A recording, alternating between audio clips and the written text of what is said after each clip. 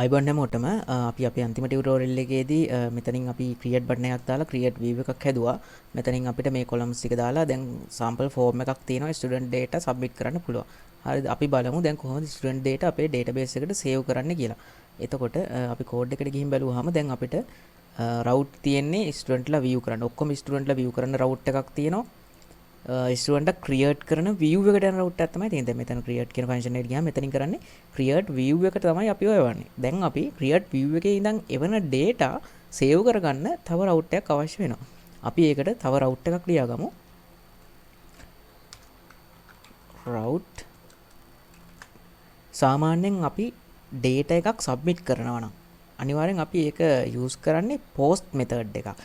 මෙතන මේ REST API වල method තියෙනවා. route methods තියෙනවා get post update patch delete ඔය වගේ ගොඩක්. දැන් ඒ ටික අපි ඉස්සරහදී ඉගෙන ගමු.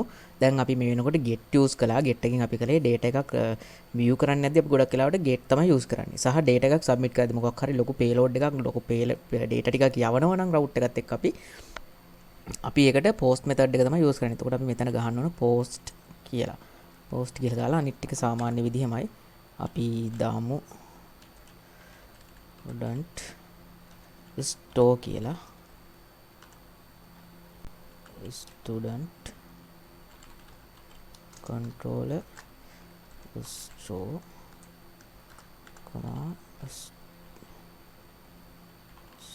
store name එක උදාගමු student dot store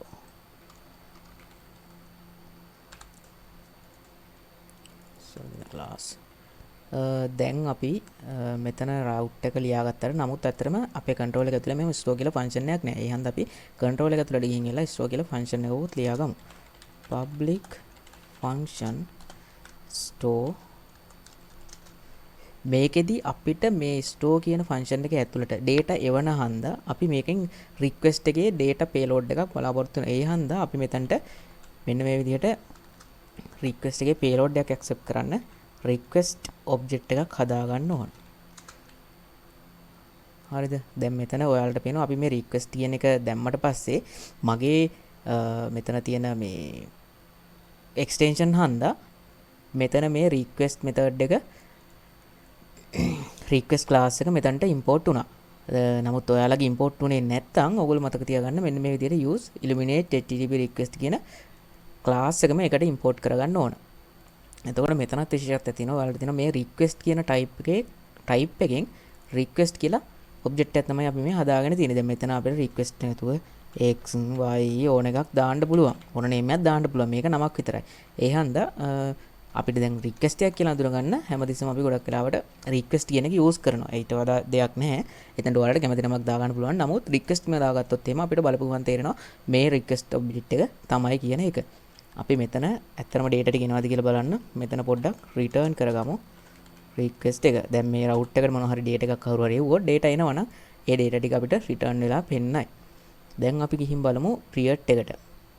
දැන් මෙන්න මේ form එකේ data තමයි අපි අර store කියන function එකට යවන්න හදන්නේ. එතකොට form එකක් අපි submit කරනවා නම් මෙන්න මේ විදිහට form එකේ පොඩි පොඩි වෙනස්කම් ටිකක් කරගන්න අවශ්‍යයි. form කියන tag එක ඇතුලේ අපි action එකක් ගහන්න ඕන.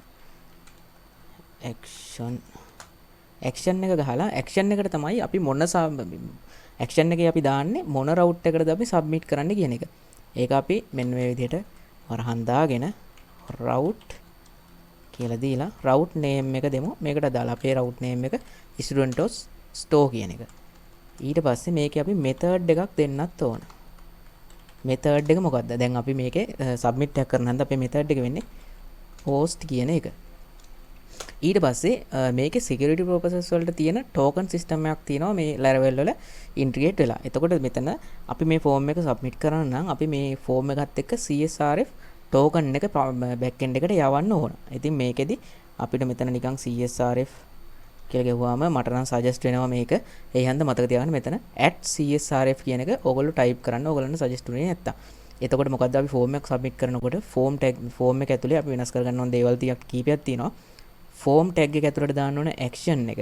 action එක කියන්නේ අපි මොන URL එකද මොන route එකකටද මේක submit කරන්න කියන එක. මෙතන route name එක තමයි use කරලා තියෙන්නේ. ඊට පස්සේ method එක දාන්න ඕනේ. method එක පෝස්ට් එකක්ද පුට් එකක්ද get එකක්ද මොකක්ද කියන එක.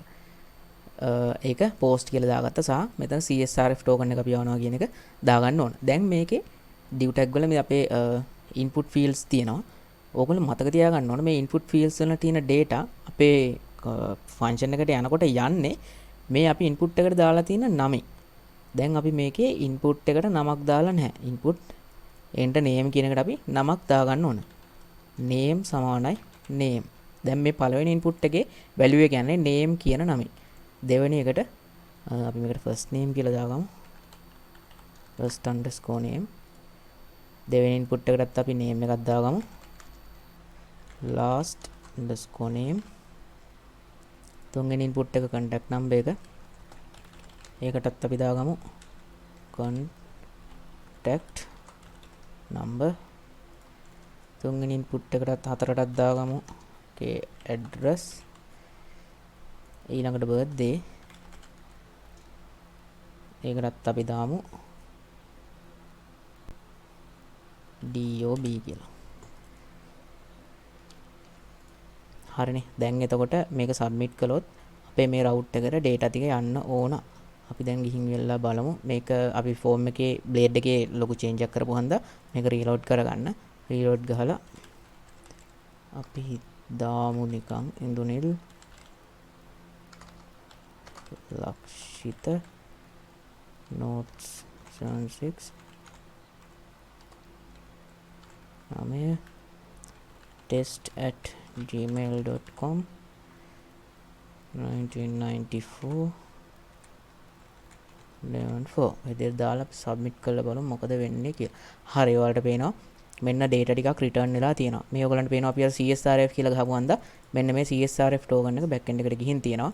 first name කියලා ඉන්දුනිල් value එක, last name කියලා ලක්ෂිත value එක, contact number එක, address එක, DOB. හරි අපි දාගත්ත values තුනම back end එකට දැන් එනවා.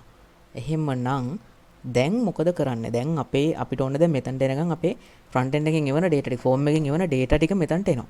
දැන් මොකද කරන්නේ? අපි මේක database එකක save කරගන්න ඕන. එහෙනම් අපි මුලින්ම database එකක් හදාගන්න ඕන.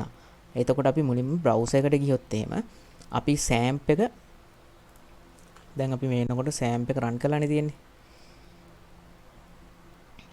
SAMP එක open කරගෙන බලමු මේ විදිහට ඔයාලට පේනවා SAMP එකේ Apache MySQL දෙකම run වෙනවා.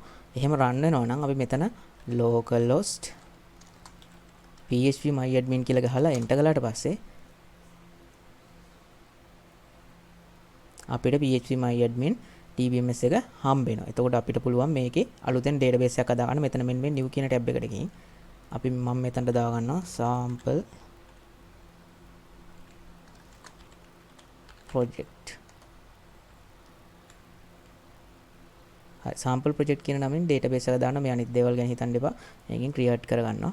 ඔයගලන්ට පේනවා left menu එකේ sample project කියලා මේ විදිහට database එකක් හැදෙනවා. ඔයගලන්ගේ මේ විදිහට මේ sample කියලා මේක ඇතුලේ drop down එකක් වගේ එන එකක් නැහැ. මොකද මගේ sample කියලා කලින් database එක තිබ්බ හන්ද තමයි එහෙම එකක් උනේ. දැන් sample project එක ඇතුලට ආවම sample project database එක ඇතුලට ආවම ඒක ඇතුලේ දැනට මොකුත් නැහැ. database එක තිබ්බට අපිට table මොකුත් නැහැ. එහෙනම් දැන් අපි අර database එක අපේ මේ Laravel project එකට connect කරගන්න ඕනේ. ඒක connect කරන වැඩේ කරන්නේ මෙන්න මෙතන ENA කියන file එකේ. සමහර විට ඔයාලගේ ENV example කියලා විතර file එකක් විතරක් තියෙනවා නම් ඔයාලා env.example කියන එක rename කරගන්න .env විදිහට. අපි env කියන්නේ මතක තියාගන්න env කියන එකේ .env කියන file එකේ තමයි අපි මේ data දාන්න ඕනේ. ඒකේ තියෙන ඕගලන්ට පේනවා මෙතන මේ db database කියන එක database name එකට අපි දාගමු. අපි හදපු database එකේ name එක. මේවා default settings තියන්න සාමාන්‍යයෙන් මේවා වෙනස් වෙන්නේ නැහැ. ඔයාලා යම්කිසි වෙනසක් කළොත් ඒවට දාලා මෙතන database එකේ data ටික දාගන්න. user name එක root සාමාන්‍යයෙන් අපි SAMP එකක් හැදුවොත් එහෙම මේකේ password එකක් නැතුව තමයි එන්නේ. default user name වෙන්නේ root. root user ට password එකක් නැහැ SAMP එකේ අපි database එකක් හැදුවහම. එහෙම ඔයගොල්ලෝ user name එකක් සහ password එකක් හදලා තියෙනවා නම් මෙතන user name එකට password එකට ඒ value දෙක දාගන්න. දැන් හරි අපි database එක connect කරගෙන තියෙන්නේ. ඊට පස්සේ අපි දැන් මේ ස්ටුඩන්ට් ලාගේ data save කරගන්න database එකේ table එකක් හදාගන්න ඕන. එහෙමනම් table එකක් හදන්න අපි කිව්වා MVC architecture එක අපි use කරද්දී table එකක් එක්ක හැමතිස්සෙම සම්බන්ධ වෙන්නේ model එක. දැන් අපිට view එකක් තියෙනවා, control එකක් තියෙනවා. අපිට student data save කරගන්න model එකක් අවශ්‍යයි. ඒකට අපිට command එකක් ගහලා model එක හදාගන්න පුළුවන්. php artisan make model name එක. මොඩල් නේම් එකක් අපි ගහද්දි පළවෙනි අකුර කැපිටල් වලින් ගහන්නේ. ස්ටුඩන්ට් හැමතිස්සෙම මොඩල් එකක් ගහද්දි ඒක සිංගියුලර් නැත්නම් ඒක වචනෙන් තමයි ගහන්නේ. හරිද? දැන් මේ මොඩල් එක හදලා මොඩල් එකට අදාළව ටේබල් එකකුත් අපිට මේ කමාන්ඩ් එකේදීම ජෙනරේට් කරගන්න පුළුවන්. සහ වෙන වෙනම මේ මොඩල් එක හදලා ආයෙ තව කමාන්ඩ් එකක් ගහලා ඒ ටේබල් එක වෙනම ජෙනරේට් කරගන්නත් පුළුවන්. ඊට වඩා අපි ලේසි එකම කමාන්ඩ් එකේ මොඩල් එකට අදාළ ටේබල් එකයි ජෙනරේට් කරගත්තාම එතකොට මේ විදිහට PHP artisan make model student කියන එක ගහලා ස්පේස් එකක් තියලා -m ගහලා enter කළොත් ඔයාලට පේනවා model created success created migration මේම date snap එකක් ඇදලා create student table කියන එක ඇట్లా තියෙනවා. ඔයගලන්ට තේරෙනවා මෙතනම create students table. students කියන නමින් තමයි දැන් table එකක් හැදලා තියෙන්නේ. model එක student. සාමාන්‍යයෙන් අපි Laravel project එකක් කරගෙන යද්දී ඔන්න ඔය විදිහට default විදිහට ඔය විදිහට තමයි නම් කරන්න ඕනේ. student model එක හැමතිස්සෙම ඒක වචනේ. එතකොට මේ model එකට අදාළ migration එකක් අපි හදනවා නම් ඒකට අදාළ table එකක් හදනවා නම් ඒක බහු වචනේ. මොකද table එකේ ගොඩක් data save වෙන හන්ද අපිට අඳුර ගැනීමට හරි ලේසි.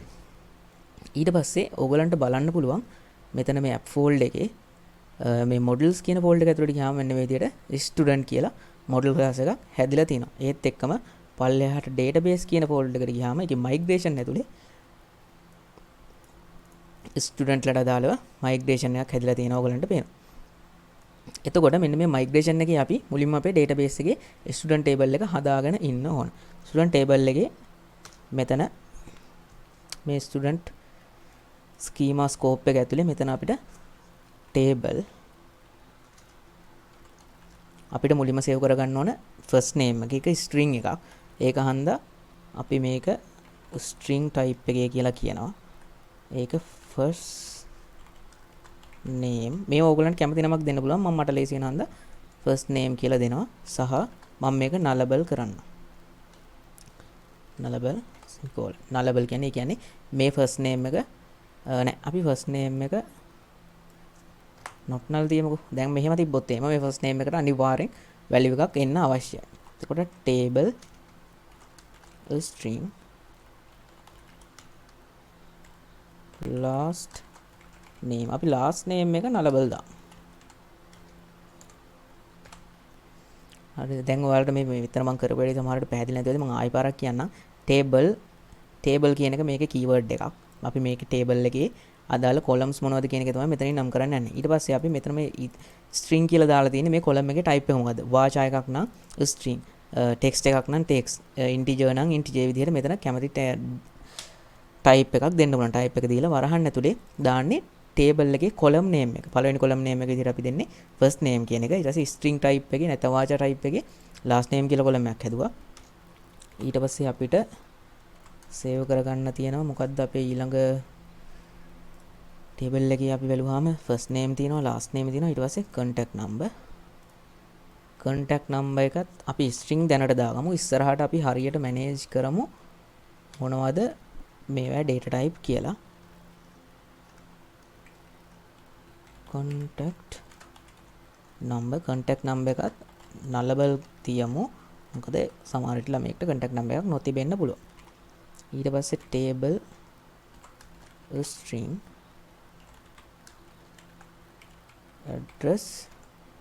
address එක අපිට අනිවාර්යෙන් address එකක් ඕන කියලා කියමු. table